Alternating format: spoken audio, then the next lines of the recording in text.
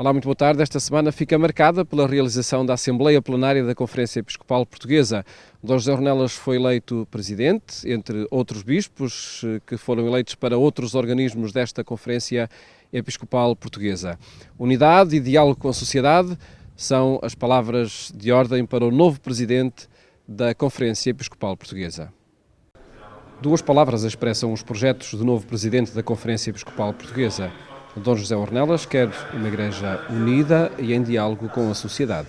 O que é importante, de facto, é que este grupo, que são os bispos, que sabem que tem por trás de cada um está uma igreja, que seja primeiro sinal da união desta igreja que nós somos aqui em Portugal, uma igreja que se sente ligada à igreja do Senhor Jesus, ao Papa, através do Papa, uma igreja que procura valorizar todos os carismas que o Espírito lhe concede para construirmos esta igreja e que estejamos em diálogo com esta sociedade de que fazemos parte.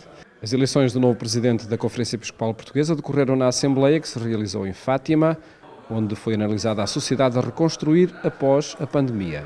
O tema desta conferência, um dos temas fundamentais, foi precisamente uma visão, um contributo da Igreja Portuguesa para o diálogo social. A partir desta emergência que nós vivemos na pandemia, nós temos de construir um mundo que não seja totalmente igual, que utilize todas as riquezas que nós temos, mas também que seja capaz de sonhar mundos novos e que aprendamos dos esforços todos que se fizeram neste tempo para construir uma humanidade melhor para todos. E é em torno desse propósito que o Episcopado Português se encontra. Temas fundamentais da vida da Igreja, não há divisão na Conferência Episcopal absolutamente nenhuma. E, aliás, esta posição reflete-se no documento que foi produzido nesta Assembleia e que toca os temas fundamentais neste momento da sociedade portuguesa e que nos vê como gente que quer dialogar com esta sociedade e tem, a partir da visão que nós temos em termos de Evangelho e de Igreja, que nós temos como contributo para a construção de um mundo mais fraterno, mais em justiça. Dom José Ornelas é presidente da Conferência Episcopal no próximo triênio, uma eleição que recebeu com surpresa e receio. Recebi, antes de mais, com surpresa, com muito receio daquilo que isso significa para compaginar com as responsabilidades que tenho à frente da Diocese de Setúbal. Com o conforto de que os colegas que me elegeram vão estar também presentes e com o conforto de que todos sabemos que este não é simplesmente obra nossa e que, portanto, contamos sobretudo com a presença do Espírito que nos guia para construir neste espaço que temos a nossa Igreja. Nesta Assembleia, Dom Virgílio Antunes foi eleito vice-presidente da Conferência Episcopal Portuguesa, onde o Padre Manuel Barbosa permanece como secretário e porta-voz. As eleições incluíram os membros do Conselho Permanente, assim como os presidentes das 7 comissões episcopais e os delegados da Conferência Episcopal Portuguesa. Dom José Ornelas, que foi eleito presidente da Conferência Episcopal Portuguesa, numa Assembleia onde o Bispo de Coimbra, Dom Virgílio Antunes, foi eleito vice-presidente, continuando no cargo o secretário e porta-voz, Padre Manuel Barbosa. Neste encontro foram também eleitos os presidentes das várias comissões episcopais, dos vários setores da pastoral da Igreja Católica. Ficamos aqui com o registro do presidente da Comissão Episcopal, que coordena o setor das comunicações sociais, Dom João Lavrador, que permanece no cargo. Sendo uma reeleição, acaba por ser uma continuidade ainda mais acentuada neste trabalho. E eu penso que sim, quer dizer, temos estado a trabalhar, há aqui todo um esforço já realizado por comissões anteriores, pela comissão que agora acabou por ser praticamente reeleita e, naturalmente, agora o que importa é que estamos perante desafios bastante grandes que dentro destes 3 secretariados, ou destas 3 áreas pastorais, que é o caso da cultura, o caso das comunicações sociais e o caso dos bens culturais, realmente têm, por esta pandemia, pelas situações que estão aí a emergir a partir da realidade de uma sociedade e até da realidade da própria Igreja, que sentiu seja a sociedade, seja a Igreja, sentiram profundamente o que foi o embate e o que é o embate ainda desta situação a nível da própria pandemia e por isso vai colocar problemas novos, vai de alguma maneira consolidar algumas vertentes que foram muito interessantes ao longo deste tempo, sobretudo nas comunicações sociais, por exemplo, mas ao mesmo tempo, quando nós falamos na cultura, é uma cultura que se tem que refazer e tem que encontrar realmente modelos novos para responder ao ser humano tal como ele se sentiu afetado e como se sente afetado neste momento com tudo aquilo que são estas realidades. Portanto, há problemas que já vinham, há problemas agora novos. Eu penso em algumas sugestões, quer dizer, eu penso que a própria Comissão já tem delineado um trajeto a que nós, talvez com uma certa ambição, chamamos um plano da comunicação social. Mas esse plano vai-se fazendo, pouco a pouco. Certamente este próximo triênio vai nos ajudar ainda a delinear mais alguns aspectos desse plano, que urge que nós o façamos. Nós necessitamos de ter esta relação cada vez mais próxima, lúcida, com a sociedade no seu todo, e por isso eu penso que há aqui uma exigência que é, para além do porta-voz, que tem feito o seu trabalho e que realmente faz essa relação e traz para a sociedade verdadeiramente o que a Igreja pensa, o que ela decide e como ela quer estar no meio da sociedade, mas certamente nós temos que ter aqui assessorias a outro nível que ajudem a estabelecer esta relação permanente entre a sociedade numa emergência permanente de realidades que estão sempre a desafiar a Igreja e que é preciso realmente responder. Eu penso que é este conjunto de problemáticas que pertence à Comissão Equacionária e que depois, certamente, pouco a pouco vamos levando ao plenário da Conferência Episcopal e que vão sendo certamente assumidas para podermos ter uma comunicação cada vez mais de acordo com as exigências da sociedade. A Igreja está ao serviço da sociedade e é isso que aqui interessa. Depois da calamidade que foram os incêndios em 2017, Portugal vive o Dia da Memória das Vítimas dos Incêndios Florestais. Uma jornada cujo alcance é agora analisada na entrevista da jornalista Sónia Neves com Duarte Caldeira. É um dia de memória, um dia para evocar aqueles que partiram. Dia Nacional em memória das vítimas dos incêndios florestais. Duarte, que dia de memória e de evocação, que significado tem este Dia Nacional? Bom, este Dia Nacional de Memória das Vítimas dos Incêndios Florestais constituiu ao tempo uma iniciativa da Assembleia da República, mais propriamente do Presidente da Assembleia da República, ao qual se associaram todas as entidades, de uma forma geral, que tiveram intervenção nessa trágica ocorrência que acabou por vitimar 64 dos nossos concidadãos, para além de mais de 200 de feridos e também elevados prejuízos no tecido económico dos 4 concelhos que foram afetados por estes incêndios. Estamos a falar dos incêndios de 2017. 2017, 17 de junho de 2017, embora depois, em outubro do mesmo ano, tenham ocorrido também mais uma nova vaga de incêndio que resultaram também na morte de mais de 6 dezenas de pessoas. Portanto, um ano trágico com mais de uma centena de portugueses mortos em incêndios florestais. Mas os incêndios de 17 de junho são também um momento de uma espécie de sobressalto da sociedade. Incêndios florestais ocorrem em Portugal há mais de 30 anos, mas nunca tinha acontecido na sociedade portuguesa uma ocorrência que tenha provocado, por um lado, tão elevado número de mortos, embora em anos anteriores, nomeadamente bombeiros, verificaram-se ao longo de muitos anos, sempre com uma regularidade, uma triste regularidade, a perda de vidas humanas, quer no nível dos bombeiros envolvidos no combate, quer também de civis, de populações, mas dizia eu que este momento foi um momento de sobressalto.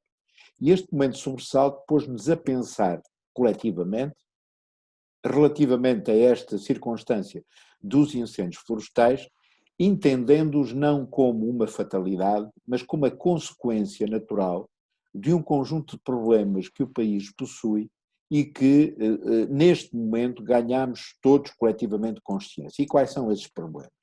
Em primeiro lugar, nós temos um país muito desequilibrado. As regiões do interior do país, de Portugal, estão marcadas por elevado despovoamento, com a saída de muita população para fora do país ou para as zonas litoral.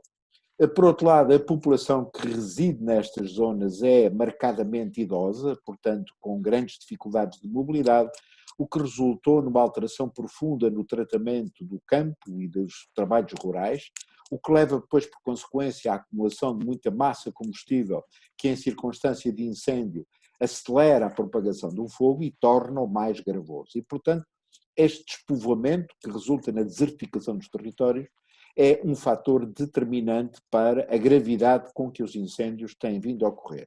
Acresce a isto a alteração do perfil meteorológico, que é consequência, como todos sabemos, e que a comunidade científica tem vindo aceleradamente a chamar a atenção para as alterações climáticas portanto, o que é que elas resultam na potenciação de situações que são agravadas por causas que já referi e que depois acrescentadas ao comportamento meteorológico ainda as tornam mais gravosas.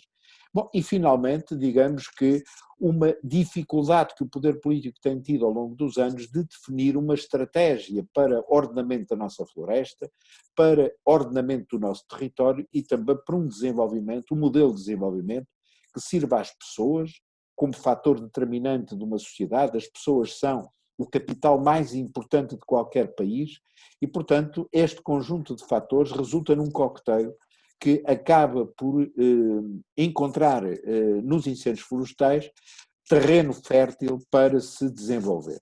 Os incêndios de 2017, portanto, dizia eu, provocaram um grande sobressalto, deram uma grande oportunidade de consciência, quer para os autarcas, os governantes, enfim, nós todos em particular, enquanto cidadãos, de que havia necessidade de, efetivamente, passarmos a olhar para esta circunstância com o grau de gravidade que, efetivamente, ela foi acumulando ao longo dos anos e que só ganhamos a consciência plena da sua dimensão precisamente com essa trágica ocorrência de 17 de junho de 2017. Portanto, é um momento de reflexão, um momento de tentativa de mudança e, simultaneamente, também de consciencialização de que era preciso mudar o caminho e o rumo seguido até então. 3 anos depois desses incêndios de 2017, na sua opinião, a população portuguesa está mais desperta, está mais consciencializada destes perigos, do que pode acontecer? Como reagir numa situação dessas? Eu julgo que evoluímos de uma forma significativa na percepção dos cidadãos relativamente à importância e à gravidade, severidade do risco de incêndio florestal. Durante muitos anos eu recordo-me que os incêndios florestais entrava, digamos que na agenda das férias dos portugueses, estar na praia e depois uma praia que esteja próxima da zona florestal e as pessoas depois de tomarem um banho, porem-se, às vezes até com binóculos, como eu vi muitas vezes, a observar o incêndio florestal que estava a ocorrer na zona de proximidade da praia. Isto significava uma espécie de resignação, uma espécie de aceitação de uma fatalidade que é todo o verão termos que necessariamente ter incêndios florestais de consequências gravosas. Ora, os incêndios de 2017, quer de junho, quer de outubro, trouxeram à percepção da sociedade portuguesa e dos cidadãos e dos portugueses que estamos a falar de uma coisa muito séria. Uma coisa muito séria do ponto de vista do risco, visto que os incêndios florestais matam, podem matar. Os incêndios florestais destroem vidas, destroem economia, destroem ambiente e, portanto, o seu potencial de destruição e de afetação da nossa vida coletiva e individual é de tal maneira que não podemos ignorar. Para que os cidadãos materializem esta percepção em formas práticas, eles necessitam efetivamente de adquirir mais formação. Mais formação, houve um projeto muito interessante chamado Aldeias Seguras, que foram desenvolvidas em um conjunto de aldeias do país, mas no meu ponto de vista estamos ainda muito aquém da necessidade de dotar as comunidades locais de maior formação para saber lidar com situações deste tipo ou de outro tipo que ponham em causa e em risco a sua segurança e a segurança da comunidade. Sendo certo, no entanto, que é justo sublinhar que no ponto de vista da percepção, da consciência dos cidadãos, evoluímos, que no ponto de vista da organização das comunidades em muitas freguesias do país, evoluímos, mas também é preciso continuar a ter um grau de exigência que nos permite dizer que há ainda um longo caminho a percorrer. Esse longo caminho a percorrer também nos faz responsáveis, e olhando aqui o futuro, de não deixarmos ficar as gerações futuras comprometidas com os nossos erros, com a nossa falta de consciência. Exatamente. Falámos há pouco das alterações climáticas e da importância que as alterações climáticas têm na ocorrência destes fenómenos. Ocorre-me citar aqui uma das citações que nós colocamos logo na entrada do PIREC e que tem a ver com uma expressão do Papa Francisco, onde diz: o urgente desafio de proteger a nossa casa comum inclui a preocupação de unir toda a família humana na busca de um desenvolvimento sustentável e integral, pois sabemos que as coisas podem mudar. Ou seja, nós, na medida em que ganhamos consciência de, efetivamente, esta nossa casa comum e do papel que cada um de nós pode desenvolver, por um lado, na preservação da casa comum, em segundo lugar, na proteção de todos os demais, de todos os nossos amigos, dos nossos familiares, enfim, das comunidades onde estamos inseridos, se esta mobilização coletiva se verificar com a consciência de que a cada um de nós cabe o seu papel e que nenhum de nós pode ser dispensado de dar o seu contributo à preservação desta nossa casa comum, nós reunimos condições para que aquilo que que a comunidade científica aponta como objetivos para reduzir as emissões, para tornar o ambiente mais sustentável, para proceder a desenvolvimentos económicos onde as pessoas sejam colocadas em primeiro lugar, nós seguramente conseguimos criar condições para que estas ocorrências trágicas representem momentos de lições aprendidas que possam servir também para mudar o que está errado e o que está identificado como antinatural, como anti-pessoa, como, digamos que, anticriador. Portanto, nós devemos efetivamente ter uma atitude mobilizada e mobilizadora. Aliás, esta é uma também das ideias base que sustentam o nosso trabalho do PIREC. Cada um de nós deve ter uma atitude mobilizada, na medida em que nos empenhamos, mas mobilizadora, porque também nos devemos empenhar e empenhar os outros. Duarte, e olhando este Dia Nacional em Memória das Vítimas dos Incêndios Florestais, pedia-lhe uma última palavra para que este dia faça sentido na vida dos portugueses, para ser um dia de reflexão, como começou por nos dizer. Sim, um dia de reflexão a 3 níveis. Em primeiro lugar, reflexão à volta do país que queremos, do país que temos e do país que desejamos ajudar a construir. Em particular, um país que não pode continuar a ser tão desigual. Nós temos uma sociedade, no ponto de vista territorial, assimétrica, temos locais de forte níveis de desenvolvimento, de atividade económica, outros abandonados à sua sorte, anos atrás de anos, com populações fortemente envelhecidas, sem atratividade económica, o que faz com que não seja possível fixar os mais jovens, e só na medida em que se conseguir fixar mais jovens é que haverá condições, por mais orientações políticas que se tratem, por mais planos que se definam, se não houver pessoas para materializar os objetivos desses planos, esses planos são inúteis. E, portanto, é fundamental apostar no território numa perspectiva de coesão. Em segundo lugar, importante também valorizar a floresta enquanto recurso natural, enquanto recurso económico, enquanto recurso para usufruirmos enquanto lazer. Portanto, darmos mais dimensão, mais importância, mais valor à floresta enquanto recurso ambiental, enquanto forma de usufruirmos de bom ambiente, de boa paisagem e, portanto, termos também esta consciência do que é que nos cabe neste domínio. E, finalmente, uma terceira questão que tem a ver com o papel de cada um de nós na sua autoformação. Nós não podemos hoje dizer que ignoramos a informação meteorológica porque ela está disponível, ela é-nos facultada. E a partir do momento, e vem aí de 3 meses de risco florestal, temos a obrigação de saber quando há dias em que é apontado como elevado risco de incêndio florestal, ajustar os nossos comportamentos, de facto, a esse risco, contribuindo deste modo para que, efetivamente, o risco florestal possa ter consequências que são minimizáveis e controláveis e que não se possam transformar, de facto, em grandes tragédias. O nosso papel também é importante.